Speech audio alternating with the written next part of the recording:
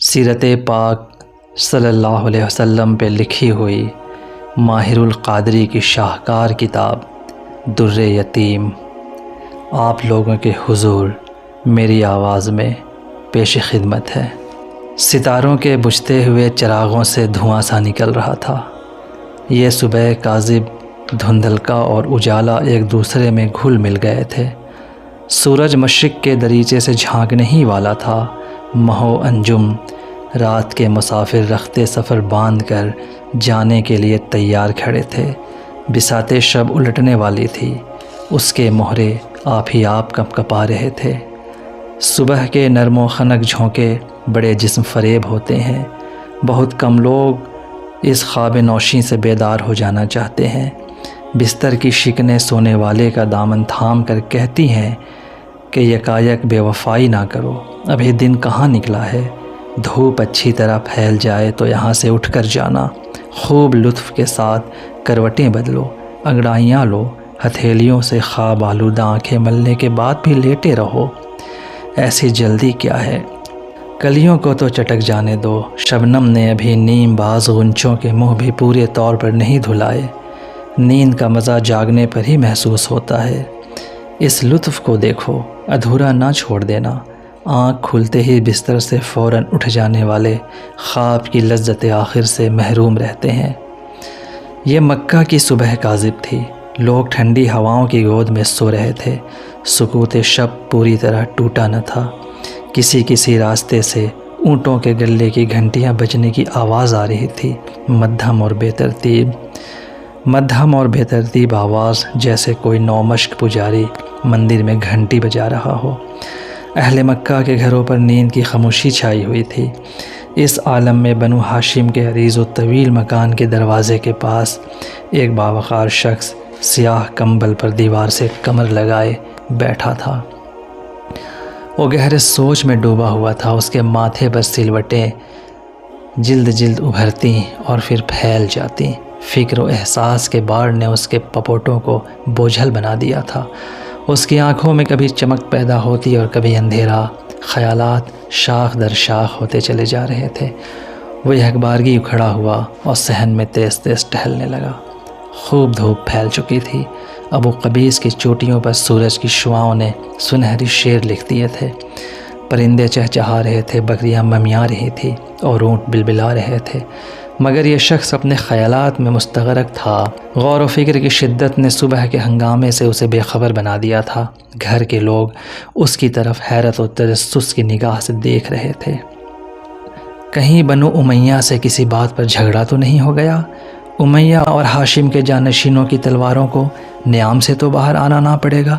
شام سے جن اونٹوں پر اسباب تجارت آ رہا تھا، کہیں وہ تو نہیں لٹ گئے؟ حج کا زمانہ قریب آ رہا ہے، شاید اس کے انتظام کے لیے سوچ وچار ہو رہا ہے۔ عبد المطلب کو اتنا فکر مند تو کبھی نہیں دیکھا گیا۔ آج یہ دارالندوہ بھی نہیں گئے۔ قریش کے سردار ان کے منتظر ہوں گے۔ سب لوگ اپنے اپنے خیال کے مطابق قیاس آرائی کر رہے تھے۔ عبد المطلب سے بات کرنے کی کسی کو جرات نہ ہوتی تھی۔ عبد المطلب نے پیشانی سے پسینہ پونچھا، کئی بار ہاتھوں کی مٹھیوں کو بند کیا اور کھولا، پھر اپنے نیچے کرتا کو اوپر اٹھاتے ہوئے بولے، عبداللہ کہاں ہے؟ اسے بلاؤ۔ کعبہ کی دیوار کے سائے میں آج اسے قربان کر کے اپنی منت پوری کروں گا۔ گھر والے سب ایک دوسرے کا منہ تکنے لگے۔ عبد المطلب کے فیصلہ کو سن کر سب کے چہرے یکبارگی پیلے پڑ گئے، جیسے ان کے جسموں میں لہو نہیں پانی ہے۔ مکان کے صحن میں اونٹوں کے کجادوں کے پاس دیوار میں بہت بڑا طاق تھا، جس میں مٹی کے پیالے، رسیاں، ستو کے خالی تھیلے، آہنی خود، ٹوٹی ہوئی ذرہ کے ٹکڑے اور لوہے کے کچھ ہتھیار رکھے تھے۔ عبد المطلب نے طاق سے چھری اٹھائی اور اس کی دھار دیکھنے لگے۔ تیز دھار تھی، مگر عبد المطلب نے احتیاطاً زرہ کے لوہے پر اسے رگڑنا شروع کیا۔ آن کی آن میں بجلی کی طرح ہر طرف خبر پھیل گئی۔ عبد المطلب نے جو منت مانی تھی کہ اللہ تعالیٰ نے مجھے 10 بیٹے دے دیے تو میں ایک بیٹے کو تقرب الہی کے لیے قربان کروں گا، آج اس منت کے پورا کرنے کی تیاری کر رہے ہیں۔ چھری کی دھار تیز تر کی جا رہی ہے۔ عبداللہ کے بلانے کے لیے آدمی بھیجوا دیا ہے۔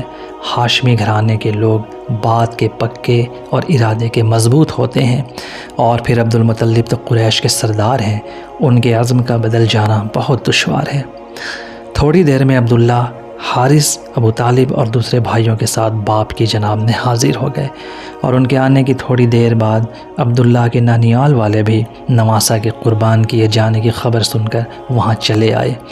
عبداللہ ایک طرف چپ چاپ کھڑے تھے، سب کی نگاہیں انہی پر تھی، ترس کھانے والی نگاہیں، ملتجی نظریں کہ کاش عبد المطلب کے ہاتھ سے کوئی چھری چھین لیتا۔ لوگوں کی ہمدردی کے اس منظر کو دیکھ کر عبد المطلب نے اونٹ کے کجاوے پر پیر رکھتے ہوئے کہا، مجھے بزدل بنانے کے لیے تم یہاں اکٹھے ہوئے ہو۔ ہمدردی کا یہ نرالا انداز ہے۔ ایک شریف آدمی کو ایفاء عہد اور تکمیل منت سے روکا جاتا ہے۔ میری منت سب کو معلوم ہے۔ رات میں نے قرعہ اندازی کی تھی، پورے احتیاط اور ذمہ داری کے ساتھ قرعے ڈالے تھے۔ عبداللہ کا نام قرعہ نکل آیا۔ آج اس کو قربان کر کے اپنی منت پوری کروں گا۔ جو لوگ کم ہمت اور بزدل ہیں وہ اپنی آنکھوں پر قمیصوں کے دامن ڈال لیں۔ جو ذبح ہونے والے کی چیخیں سننے کی تاب نہیں لا سکتے وہ اپنے کانوں میں روئی ٹھونس لیں۔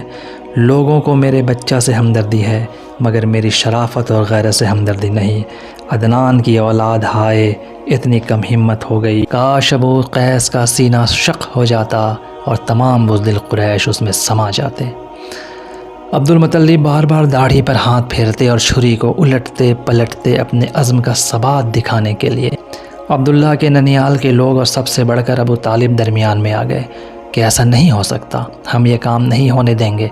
پہلے ہماری گردنوں پر چھری پھیر دو، پھر عبداللہ کے جسم کو ہاتھ لگانا۔ بات بڑھنے لگی۔ عبد المطلب اپنے ضد پر قائم تھے کہ چاہے دنیا ادھر کی ادھر ہو جائے، میرا ارادہ نہیں بدل سکتا۔ مردوں کا قول جاندار ہوتا ہے اور وزنی بھی۔ میں اس وزن کو عزیزوں اور رشتہ داروں کے کہنے پر آ کر ہلکا نہ ہونے دوں گا۔ مجھے اللہ نے اپنی مہربانی سے 10 بیٹے دیے ہیں، ایک بیٹا جاتا رہے گا تو کیا ہو جائے گا؟ پھر منت کا پورا کرنا ہر محبت اور تعلق سے بڑھ کر ہے۔ سخت کشمکش کی نوبت آ گئی۔ دونوں طرف سے کوئی بھی اپنی بات سے ذرہ برابر ہٹنے کے لیے تیار نہ تھا۔ ایک ہاتھ میں چھری تھی اور دوسری جانب سے 10 سینے عبداللہ کے سامنے سپر بننے کے لیے آمادہ تھے۔ یا سید القریش، ایک بات کہوں مانو گے؟ ایک بوڑھے عرب نے اپنی کمر سے رسی کی گرہ ڈھیلی کرتے ہوئے کہا۔ مجھ سے کسی بات کا اقرار نہ لو بڑے میاں، تمہیں جو کچھ کہنا ہے کہہ ڈالو، عبد المطلب نے جواب دیا۔ بنو عامر کے محلہ میں جو کاہنہ رہتی ہے اسے تو آپ جانتے ہیں، بوڑھے نے دریافت کیا۔ میں کیا، سارا مکہ اسے جانتا ہے۔ کہانت میں آج اس کا جواب نہیں ہے۔ یمن اور نجد تک کے لوگ اس سے فال کھلوانے کے لیے آتے ہیں۔ عبد المطلب چھری کی نوک دیوار پر چبھوتے ہوئے بولے۔ اتنا ہی نہیں، غسان اور سیمانہ کے بادشاہ اس کاہنہ کی خدمت میں نظریں اور ہدیے بھیجتے ہیں۔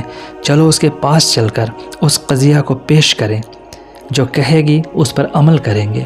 اسے کس بات کا لالچ ہے اور نہ کسی کا خوف، اس کا فیصلہ 2 ٹوک ہوگا۔ بوڑھے کے کہنے پر عبد المطلب نے کرتا کا اٹھایا ہوا دامن ہاتھ سے چھوڑ دیا، گویا وہ کاہنہ کے پاس چلنے کو تیار ہیں اور یہ بات انہیں منظور ہے۔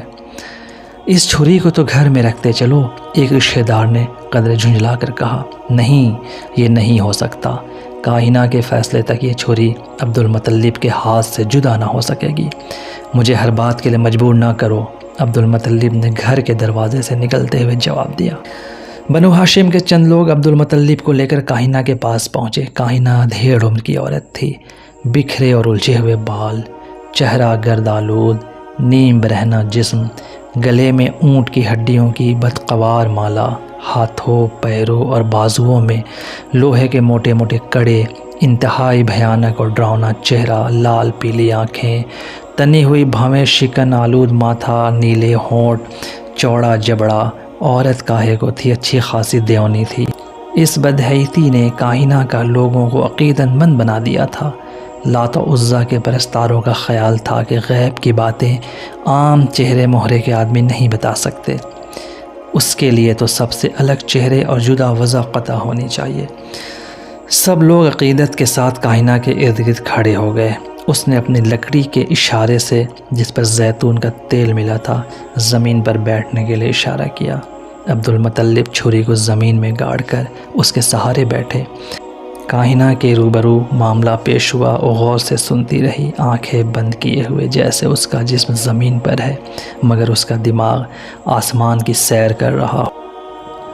ہم چاہتے ہیں کہ کسی طرح عبداللہ کی جان بچ جائے، اور ایک ہاشمی کی بات ابھی پوری نہیں ہوئی تھی کہ عبدالمطلب بیچ میں بول پڑے۔ آپ کائنہ کی طرف مخاطب ہو کر ان کے کہنے میں نہ آئے، جو کچھ آپ کا دل ضمیر اور سب سے بڑھ کر یہ کہ آپ کا علم ہے کہے، اس کو جوں کا تو ظاہر کر دیں۔ اس پر کائنہ نے قہقہا لگایا، بڑے بڑے دانتوں کی پیلاہٹ نے اس تلطف آمیز قہقہا کو ڈراؤنا بنا دیا۔ وہ اپنے خاص انداز میں بولی، منت دوسری بھی پوری ہو سکتی ہے، عبداللہ کے نام کے ساتھ اونٹوں کا بھی قرار ڈالو، یہاں تک کہ عبداللہ کی جگہ اونٹوں کا نام نکل آئے، تب اونٹ قربان کر دیے جائے، منت پوری ہو جائے گی۔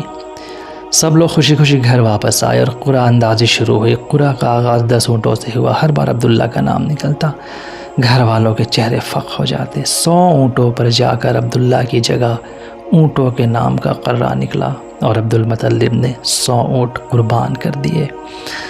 عبداللہ چھری تلے سے نکلے تھے، انہیں دوبارہ زندگی ملی تھی، جتنی خوشی ہوتی تھوڑی تھی۔ کنواری لڑکیاں خوشی کے گیت گانے لگی، بچے چھوٹے چھوٹے نیزے اور کمانے لے کر کھیلنے لگے۔ عبدالمطلب کا گھر مہمان خانہ بنا ہوا تھا، ہر طرف چولہے، دیگچیاں، پیالے، روٹیاں اور شوربہ کے قدح دکھائی دیتے۔ قریش اس نامور سردار قسی کے اولاد تھے جس نے اب سے سینکڑوں سال پہلے قریش کو جمع کر کے تقریر کی تھی کہ سینکڑوں ہزاروں میل سے لوگ چل کر حرم کی زیارت کو آتے ہیں، ان کے کھانے پینے کا اہتمام ہمارا فرض ہے۔